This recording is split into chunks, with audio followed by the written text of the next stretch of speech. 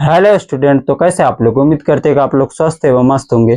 आज की इस वीडियो में हम लोग देखने वाले हैं हिंदी व्याकरण का, हिंदी ग्रामर का एक महत्वपूर्ण टॉपिक है जो कि है ध्वनि विचार, वर्ण और ध्वनि। तो इस वीडियो में हम लोग जानेंगे पार्ट नंबर 1 में वर्ण के बारे में, वर्ण विचार के बारे में समझने वाले।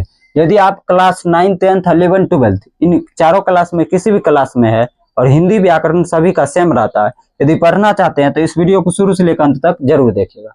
सबसे पहले हम जानेंगे वर्ण के बारे में, जो कि अध्याय का नाम है हिंदी व्याकरण में। हम लोग पार्ट 1 वीडियो देखें हिंदी व्याकरण के पहले वीडियो में व्याकरण और भाषा के बारे में जाने। यदि वह वीडियो आप नहीं देखे हैं तो पिछले वीडियो जाकर के आप लोग जरूर देखिए। भाषा क्या होता है, भाषा कितने प्रकार होता है और व्याकरण क्या होता है, व्याकरण का क्या महत्व है हमारे दैनिक जीवन में, उसको समझाने का प्रयास किया है। तो वह वीडियो आप लोग जरूर देखिएगा, पिछले वीडियो। इस वीडियो के डिस्क्रिप्शन में हम डालने का कोशिश करेंगे। तो आज हम वीडियो को शुरू करते बिना टाइम गमाए ध्वनि विचार अर्थात वर्ण और ध्वनि के बारे में। तो सबसे पहले आता है वर्ण। वर्ण क्या है, वर्ण को समझने का कोशिश करेंगे। वर्ण बनावट की दृष्टि से वर्ण भाषा की क्या है, लघुत्तम इकाई है। लघुत्तम का क्या मतलब होता है, बहुत छोटा। यानी भाषा की दृष्टि से वर्ण क्या है, भाषा की दृष्टि से वर्ण क्या है, सबसे लघुत्तम इकाई है। वर्ण को ध्वनि चिन्ह भी कहते हैं। वर्ण को क्या कह सकते हैं, ध्वनि चिन्ह भी कहते हैं। वर्ण उस मूल ध्वनि को कहते हैं जिनके खंड या टुकड़े नहीं हो सकते। ये आप हिंदी व्याकरण का पिछले भी क्लास में पढ़े होंगे या याद किए होंगे कि वर्ण उस मूल ध्वनि को कहते हैं जिनके खंड या टुकड़े नहीं हो सकते। लेकिन आप इसको सिर्फ पढ़े होंगे, समझे नहीं होंगे। जैसे क्या होता है इसका अर्थ समझिए। जैसे अ है, अ का टुकड़ा करेंगे कभी, ऐसे कभी आप लिखे हुए देखे या इस तरीका से, तो ई ऊ हो जाता है। लेकिन अ का उपयोग कभी भी आधा तोड़ के किए हैं। अब देखिए जैसे क है, क है तो बिना क में क्या आ रहा है, अ आ रहा है। तो क को यदि आधा करते हैं तो उसका उच्चारण हम नहीं कर पाएंगे।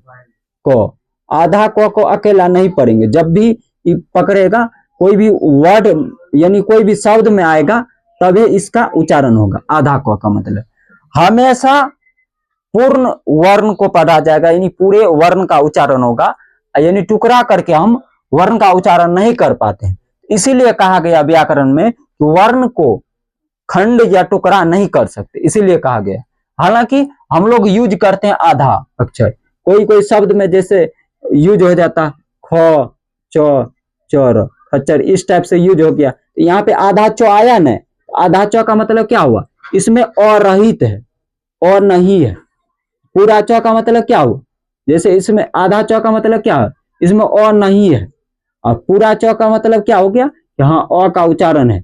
अर्थात कहने का तात्पर्य है कि किसी भी वर्ण का हम उच्चारण करेंगे ना, कोई भी व्यंजन वर्ण या स्वर वर्ण, उसमें अ का उच्चारण आ ही जाता। आप व्यंजन वर्ण क वर्ग, ट वर्ग, त वर्ग, प वर्ग, इसको किसी भी वर्ण को पढ़िए तो लास्ट में क्या आ जाता, अ का उच्चारण आ ही जाता है।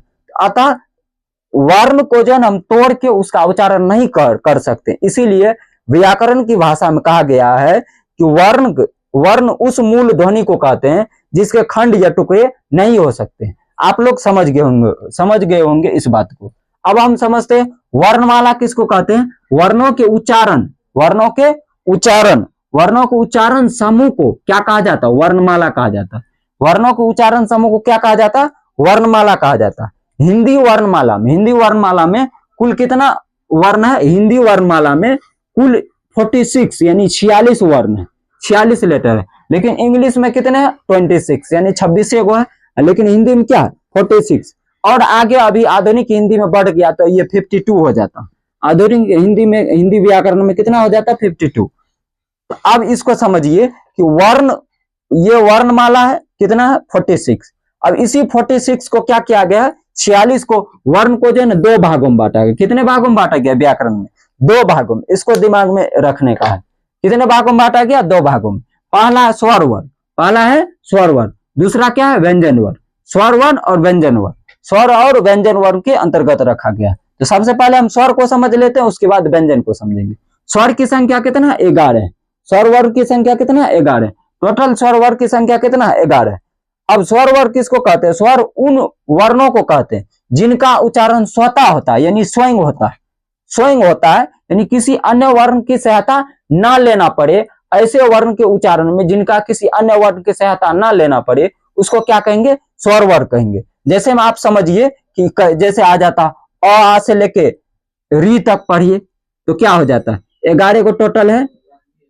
अब विसर्ग को छोड़ करके आप इसको पढ़िए, अ आ हरस ई दीर्घ ई हरस उ दीर्घ उ री ऐ ऐ औ औ। ये कितना हो जाता? 2 2 4 2 6 6 2 8 1 9 10 11। ये जो आ जाता है ये टोटल कितना? 11। ई 11 को क्या कहा जाता? स्वर वर्ण कहा जाता। क्योंकि इसका जब भी उच्चारण होगा जैसे इसी की मदद से होगा। जैसे अ बोल रहे अ, फिर आ बोल रहे तो अ के सहायता से हो रहा हरस ई बोल रहे, दीर्घ ई फिर इसके सहायता से हो रहा।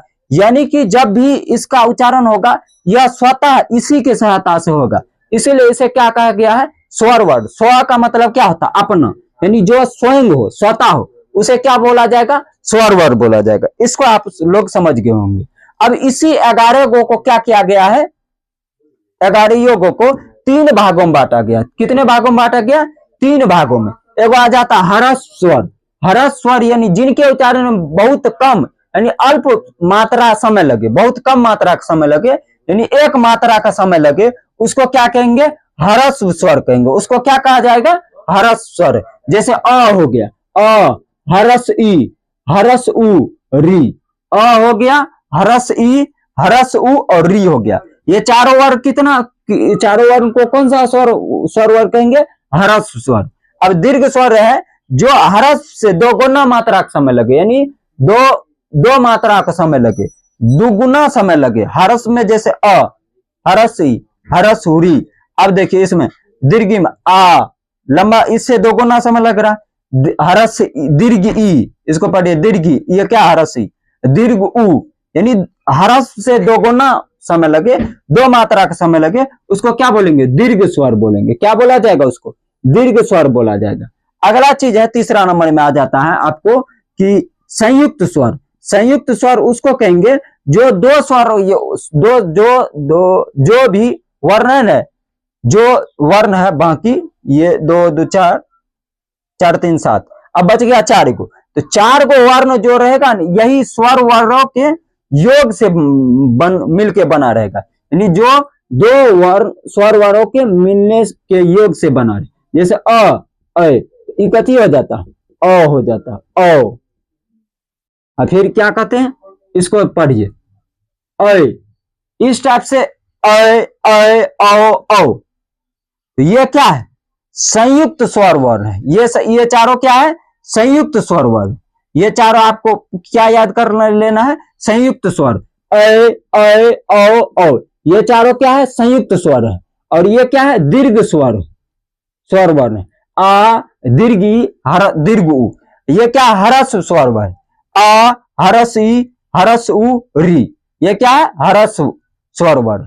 अब हम समझेंगे व्यंजन वर्ण। व्यंजन वर्ण को समझने वाले हैं तो व्यंजन वर्ण की संख्या कितना होता है? 33 होता है, यानी 33 होता है। कितना हो जाता है? 33 हो जाता है।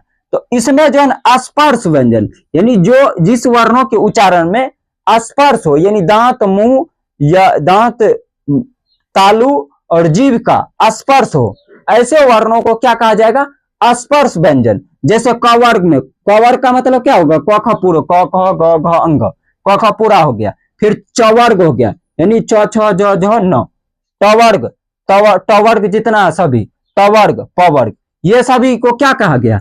स्पर्श व्यंजन कहा गया। यानी क वर्ग च वर्ग ट वर्ग त वर्ग प वर्ग सभी को क्या कहा गया? स्पर्श व्यंजन कहा गया। और पाठ नंबर 2 में हम समझेंगे इसी का उच्चारण स्थान, यानी क कहां से बोला जाता है, कौन से उसका उच्चारण स्थान है, जो कि एग्जाम के लिए बहुत ही क्या हो जाता है? महत्वपूर्ण हो जाता है। पाठ नंबर 2 में ध्वनि विचार वर्ण और ध्वनि का पाठ नंबर 2 में इसी को समझने वाले हैं कि च का उच्चारण स्थान कहाँ है, ट का उच्चारण स्थान कहाँ है, त्व का उच्चारण स्थान कहाँ है, इसको समझने वाले हैं। तो यदि आप इसको देखना चाहते हैं पाठ नंबर 2 तो कमेंट में आप लोग जरूर कर सकते हैं। पाठ नंबर 2 ध्वनि विचार और वर्ण का ध्वनि, वर्ण और ध्वनि। अब देखिए स्पर्श व्यंजन उसको कहेंगे जिसमें जीभ, दांत, तालु का स्पर्श हो, उसको क्या बोलेंगे? स्पर्श व्यंजन। तो कवर्ग, चवर्ग, टवर्ग, तवर्ग, पवर्ग सभी क्या है? स्पर्श व्यंजन है। अब उसके बाद आ जाता अंतःस्थ। अंतःस्थ मतलब जो अंदर से आवे, जिसका उच्चारण अंदर से हो, जैसे य, र, ल, व, ये अंदर से आवाज आ रहा है, तो ये क्या हो गया? अंतःस्थ। य, र, ल, व। उसके बाद आ जाता उष्म वर्ण, उष्म व्यंजन वर्ण, जिसके उच्चारण में उष्मा, मुख से उष्मा की हल्की से मात्रा निकले, उसको क्या बोलेंगे? उष्म व्यंजन वर्ण बोलेंगे। उसको क्या कहा जाएगा? उष्म व्यंजन वर्ण कहा जाएगा। जैसे तालव्य स, मृदंत स, दंत स, ह। तालव्य स, मृदंत स, दंत स, ह और औ। इसको हाथ को ऐसे करिए और इसका उच्चारण करिए। तालव्य स, मृदंत स, दंत स, औ, ह। ये सभी क्या है? उष्म वर्ण, यानी जिनके उच्चारण, जिन व्यंजनों के उच्चारण में उष्मा की हल्का सी मात्रा निकले, उसको क्या कहा जाएगा? उष्म व्यंजन वर्ण कहा जाएगा। अगला चीज है संयुक्त व्यंजन वर्ण। जैसे हम बताए थे संयुक्त स्वर वर्ण बताए थे, औ। ये सभी क्या है? इसी वर्णों, यानी जो स्वर वर्ण है हरस और दीर्घ, इसी के योग से मिलके बना, इसी के योग से मिलके बना, इसको क्या कहा गया? संयुक्त स्वर वर्ण कहा गया। अब संयुक्त व्यंजन वर्ण यानी जो व्यंजने वर्ण के मिलने से, दो व्यंजनों वर्ण के मिलने से, योग से बना रहेगा, उसको क्या कहा जाएगा? संयुक्त व्यंजन वर्ण कहा जाएगा। जैसे आप देखिए क प्लस मृदंश, तो क्या हो जाता है? कक्ष। इसको हम लोग क्या पढ़ते हैं? अक्ष पढ़ते हैं, लेकिन अक्ष नहीं पढ़ा जाएगा। व्याकरण शुद्ध शुद्ध हमें पढ़ने उच्चारण करना सिखाता है। इसको क्या पढ़ा जाएगा? कक्ष। क्या पढ़ा जाएगा? इसको कक्ष। फिर त हलंत प्लस र, तो इसको क्या पढ़ा जाएगा? तर। तर। ज प्लस य, तो इसको क्या पढ़ा जाएगा? ज्या। और फिर एगो हो जाता ड।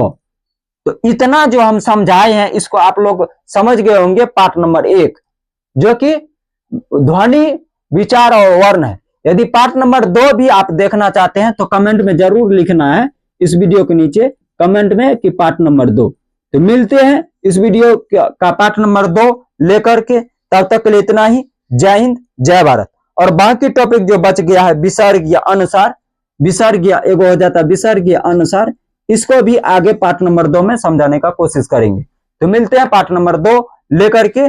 उच्चारण स्थान, जो कि पाठ नंबर 2 बोर्ड एग्जाम के लिए बहुत ही महत्वपूर्ण है। यदि आप क्लास 10th या 12th का अब की बार एग्जाम देना चाहते हैं, तो बोर्ड एग्जाम के लिए जो हो जाता उच्चारण स्थान बहुत बार पूछा जाता है हिंदी सब्जेक्ट में।